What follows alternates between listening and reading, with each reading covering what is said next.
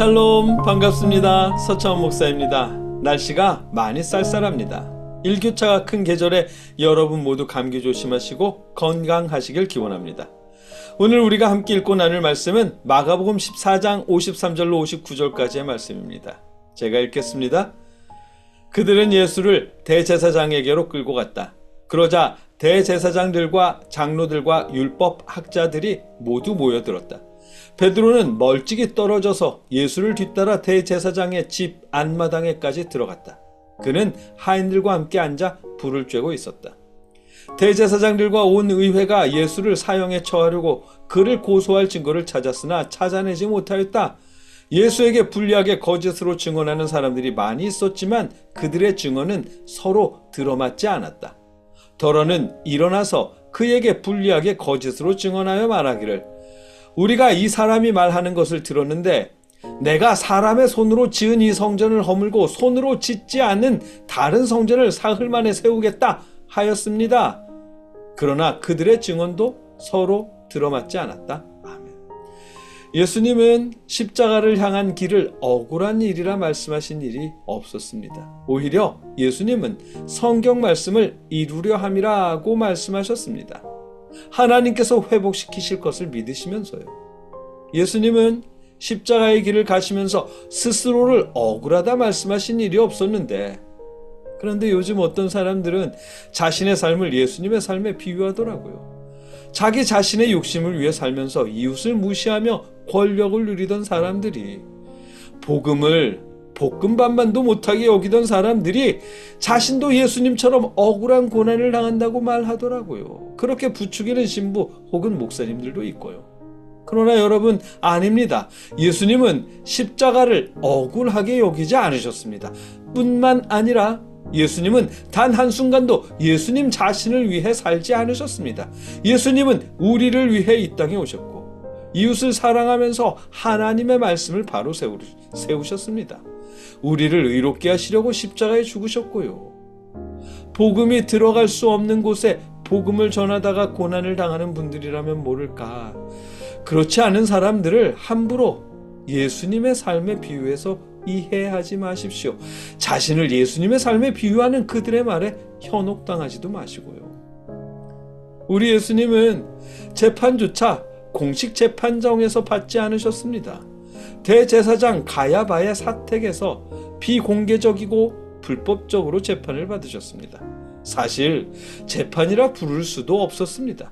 그저 예수님을 죽이고 싶어하는 가야바와 몇몇 제사장들과 장로들과 율법 학자들이 예수님을 사형시키자는 청원서를 만들려고 가야바의 집에 모인 것 뿐이니까요. 이런 모임을 재판이라 부를 수는 없잖아요. 예수님은 그런 일을 당하셨습니다. 거기 모인 사람들의 목적이 예수님을 죽이는 것이었으니 예수님의 사형을 청원할 증거를 찾았겠죠.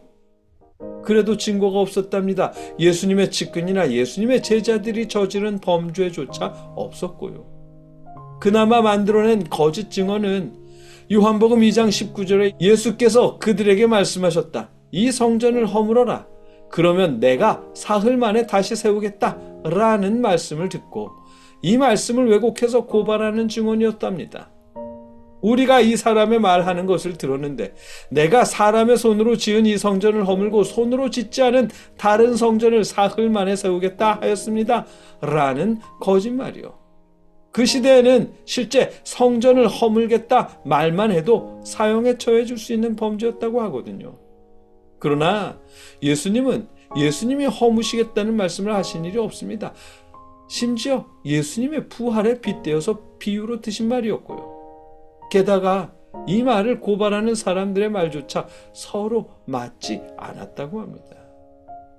이렇게 형편없는 재판이라고 부를 수도 없는 일을 당하시면서도 예수님은 억울하다느니 부당한 재판이라느니 원통하게 고난을 당한다느니 하는 말로 원망하지 않으셨습니다. 빌라도 앞에서 당당하게 재판을 받겠다느니 하는 말로 그 순간을 비껴가려 하지도 않으셨고요. 사람들의 동정심을 얻으려 애쓰지도 않으셨습니다. 한 말씀도 대꾸하지 않으셨어요. 우리를 위해 대신 십자가에 죽으신 예수님은 단지 하나님의 뜻이 이루어지길 기다리셨습니다.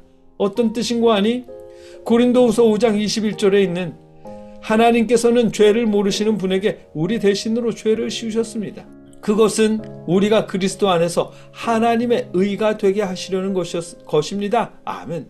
우리를 그리스도 안에서 하나님의 의가 되게 하시려는 하나님의 뜻이 이루어지기를 바라셨습니다. 이 모습이 십자가를 향해 가시는 우리 예수님의 모습입니다. 아무에게나 예수님의 삶을 비유하지 마십시오. 그런 말에 호응하지도 마시고요. 예수님은 여러분과 저 우리를 위해 기꺼이 십자가를 지셨습니다. 하나님의 뜻이 이루어지기를 바라시면서요. 예수님의 십자가는 억울한 일이 아니라 하나님의 뜻이 이루어지는 순간이었고 우리를 향한 사랑의 완성이었습니다. 함께 기도하겠습니다. 사랑의 하나님, 예수님은 하나님의 뜻을 이루기 위해 십자가를 향해 가셨습니다. 예수님의 십자가는 억울함이 아니라 우리를 향한 사랑의 완성이었습니다. 이 사실을 우리가 늘 기억하며 감사할 수 있도록 역사하여 주시옵소서. 예수님의 이름으로 기도드립니다. 아멘.